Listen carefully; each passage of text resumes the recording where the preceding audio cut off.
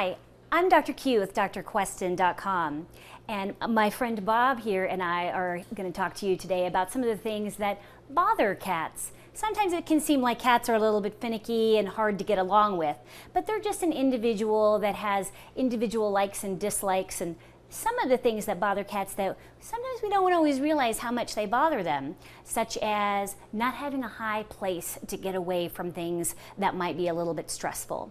Just as it's really good for you to be able to sometimes take a time out and just go to another room, close the door, put on your headphones. Cats don't really have the opportunity to do that, but sometimes they need that. They need that opportunity to go somewhere on their own. So I always recommend a very high cat tree or someplace where they can go and get away from anything that might be bothersome to them. So that's one thing to definitely keep in mind about kitties, is having an opportunity to do that.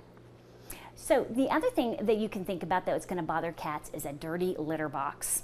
Nobody likes to have to walk through poop in order to go to the bathroom to have their next poop. So it's definitely important. Sounds kind of funny, but keeping that box scooped every day. I scoop my boxes. I have 4 cats, and I scoop my boxes twice a day. But if I do it twice a day, it only takes a couple of minutes.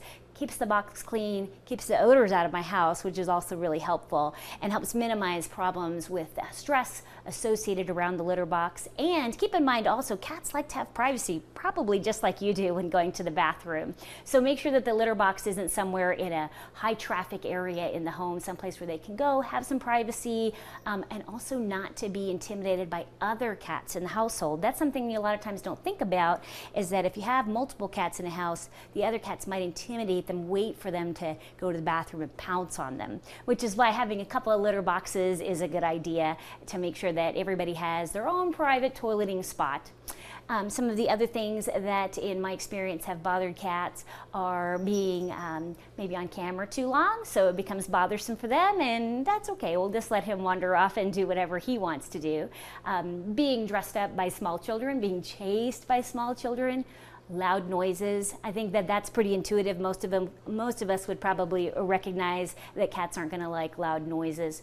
Dogs can be bothersome to cats, especially if it's a dog that frightens the cat, chases them around, tries to eat their food, bothers them around the litter box. Again, those are all things where it's really great if your cat has a place where they can get away from either another cat or a dog that might be bothering them. So just watch your cat's behavior. They tell us all the time the things that are bothering them. If they lay their ears back, if they go away, if you're trying to play with them and suddenly they stop and they give you this angry look, that's a good time to just realize that they've had enough and it's time to back off and say, hey, it's all right, I'm sorry, I crossed your threshold of comfort, and we'll stop and pick this game up another day. So hopefully today I've given you some things to think about as far as our pet cats in our household and what might bother them. And on that note, I'm Dr. Q, and the rest is up to you. Thanks for checking in today.